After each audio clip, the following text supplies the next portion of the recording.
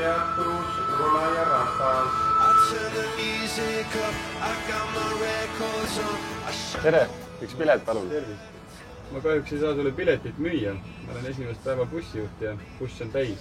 Aga näed, ma annan sulle riidid. Mis ma nendega teen? Nendega märgime ära kohad, kus bussijuht sind näeb. Kuna buss on pikk ja lai, siis on päris palju siin pimedaid nurki bussijuhil. Ehk siis, et kui sa oled jalgrattur või jalakäija, et millistes kohtades sa nähtavale ilmud. Nüüd näen. Näed, jah? Jaa.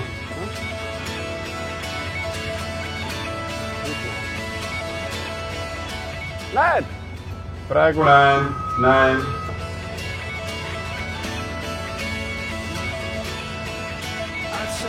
Nüüd kadusid ära. Okei. Et see on siis nagu viimane piir. See on viimane piir, jah. Siit pole midagi näha, jah? Sealt on juba pime. Buss on kaldu all, siis põhimõtteliselt see on viimane piir, kus rattur võib sõita. Mõõdame selle pimeda nurga selle nööriga ära, et kust maalt näeb.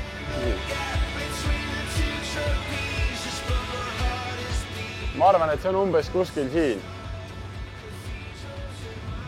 Pane ta maha.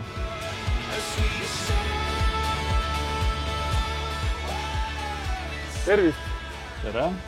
Nüüd on näha, et bussirooli on jõudnud päris bussijuht. Kas see pime nurk, mis me välja mõõtsime selle nööri abil, kas see on õige? Jah, see on täpselt õige nurk, siit ei paista midagi. Teine ohtlik manööver on parem pööre. Kui on kuskil parem pööre ja jalgrattur sõidab kõrval, siis kolmas sild lõikab päris palju sisse võrreldes teise sillaga. Et kohati võib lihtsalt rattale jääda. Kas teil endal on tekkinud ka selliseid liiklusohtlikke olukordi jalgratturitega seoses? On ikka jah, päris tihti kohe. Aga meie läheme nüüd siit edasi siis bussiga sõitma vist, eks? Jah, ja kas sõidu ajal on soovitatav istuda, kuna võib tulla ettenägematud olukordi ja siis võib vaja olla äkki pidurdust ja siis kukkuda. Selge, me läheme istume maha.